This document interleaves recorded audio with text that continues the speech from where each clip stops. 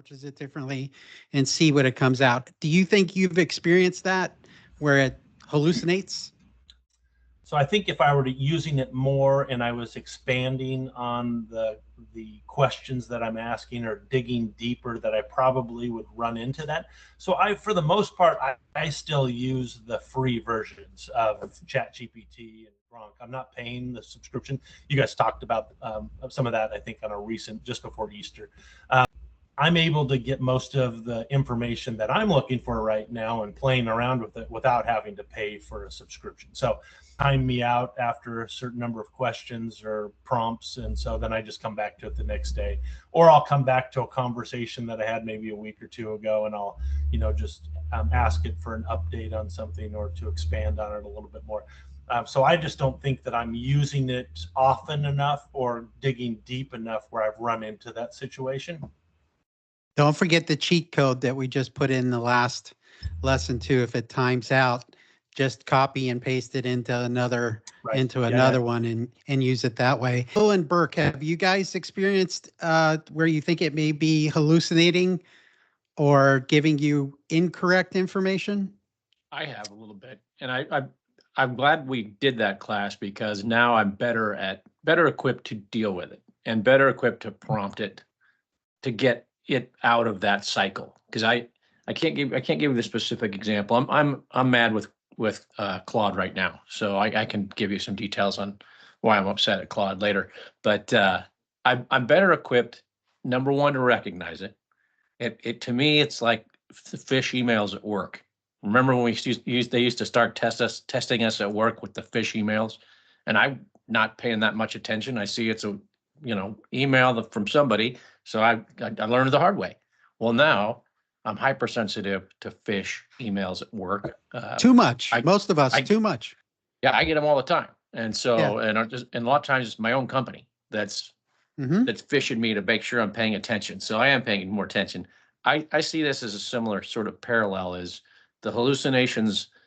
You don't know what you don't know, but now at least I know enough to prompt it correctly. Say, well, give me more, explain that to me. Give me more detail on that. Why are you telling me that? Can I identify them? Not yet, but I'm more aware.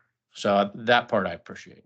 Talking to somebody about this recently, but just the fact that a lot of folks will just see something and they'll take it for gospel that that's the truth. And they won't do the research to see if there maybe is another angle or to get the full story or whatever it is. This is kind of what you're explaining, right? So as people are kind of, dipping into AI a little bit, it's like, all right, do I just put that information into whatever AI program that I'm using, and then whatever it spits out, then I'm just sending that out to everybody that's the way it is? Or, should I take a minute and just, proofread it and then do a little more research to make sure that that's accurate information before I send it out to everyone? But even, when we send out text messages, sometimes we just, send a text and then there's misspellings or there's, something that it automatically did. And then we look at it later and say, oh my gosh, did I send that out? And then if you send it out in a professional, group of people, then they're looking at you like, well, maybe he's or she's not as smart as I thought they were, if they're not catching this little thing. So, you just have to, as AI, like it does changes every week, you just have to be really careful about, the information you're pulling and the information you're sharing, just to make sure it's accurate, right? And, not all of us are, experts in our field. So if you send it to somebody who is an expert in that field and they start picking it apart, then you seem kind of silly that you sent that information out, and then you have to apologize, and then you have to retract your statement or whatever it is. But it's just, you have to be careful. And there's a lot of people that aren't taking the kind of time that you guys are to, educate themselves. Although you're trying to educate people through the conversations that you're having, which is great.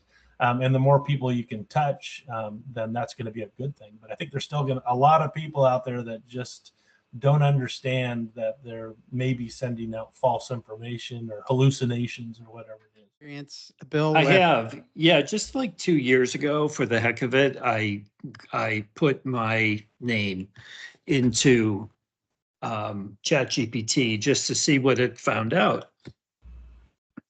And it basically had company I worked for, which was correct.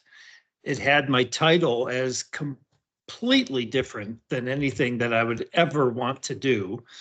And it pulled in information from my father, who had, had been passed away for a couple of years, but he has the same first name, and all this stuff. It was laughable almost, and really, I'd say within the last year, the hallucinations, if you even want to call them, they're more omissions maybe, or something. I don't know, something that might be slightly off, as opposed to being, I think I heard it once described as the grass is green and grows on the ground. The trees are green and grow on the ground. Therefore, grass and trees are the same thing. And I think it's just evolved so much to the point now, because it's got more data, it's got more information. And I know that it updates way more often than it did back in the early days, when it was like once a year or once every 6 months or something like that. So, I mean, I still, believe me, I check every single thing that I do just to make sure that it's not giving me a hallucination or false data or whatever. But I think it's gotten tremendously better overall. So a lesson here for everybody, that there is a, everything's based on decision boxes, right? Our whole life is based on decision boxes. Our cells in our body are basically based on decision boxes, which are pluses and minuses. You either pick a plus or a minus, and then it goes from there.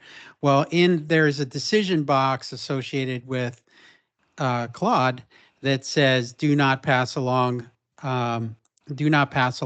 information unless it's verified, except when it comes back and it says, oh, this was something tangential to whatever was mentioned in another conversation, and then it shuts that box off, the box related to do not pass on false information. And so then it can end up getting, basically becoming self-fulfilling, because it finds things that and it'll give you a false method. So there's two ways in which you can handle it. You can use the prompt that we're going to talk about, but say, regardless of which one you're using, is go into it and start the conversation with, if you are unsure, do not move forward with that response. I would rather hear you say you don't know versus passing on something unless you're sure.